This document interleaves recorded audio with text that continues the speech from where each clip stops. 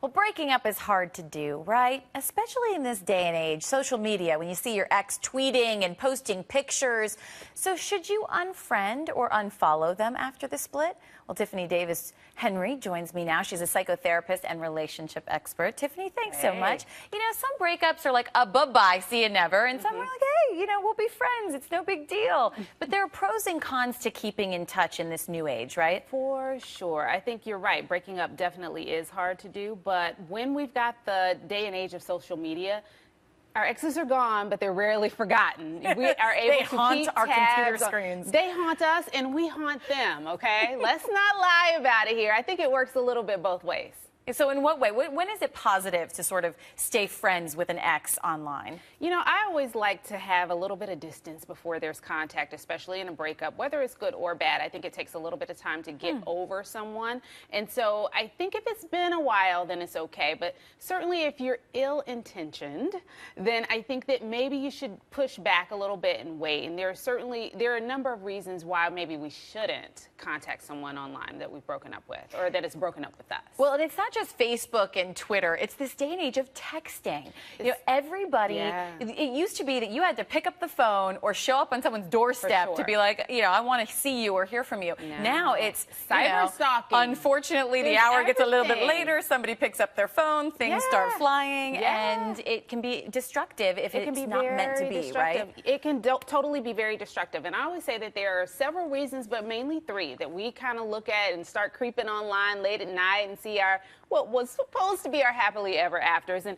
the first one is, you know, sometimes we just want our exes to see us as happy, well-adjusted, that we've moved on. We want to see how fabulous we are and what they've missed out on, so that maybe they'll just come back crawling for forgiveness and, you know, really seeing us as the best thing that ever happened to them. But then there's the flip side to that, and it's a bit of a narcissistic need that we have to see our ex downtrodden and unhappy, a disheveled mess, because he is just, you know, he's fallen apart without us, right? We want to see that so that it makes us feel better. But then there's also the one that got away. And that's usually the reason why most of us look at Facebook, Twitter, and all of these things in an effort to keep up with our exes. We want to see that long-lost love, that person, our first crush, the high school sweetheart, that person that we missed so much, and everything was all Crabtree and Evelyn and roses and candles. Until the end. Yeah, until the end, right? We always forget about the negative.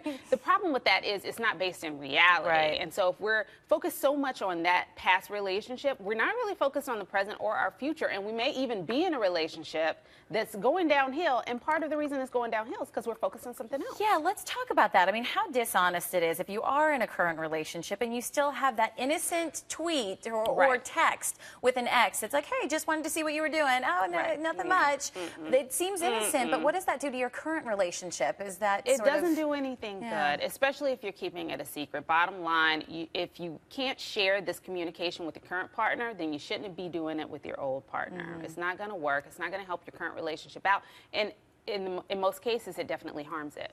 And the lesson, there's exes for a reason.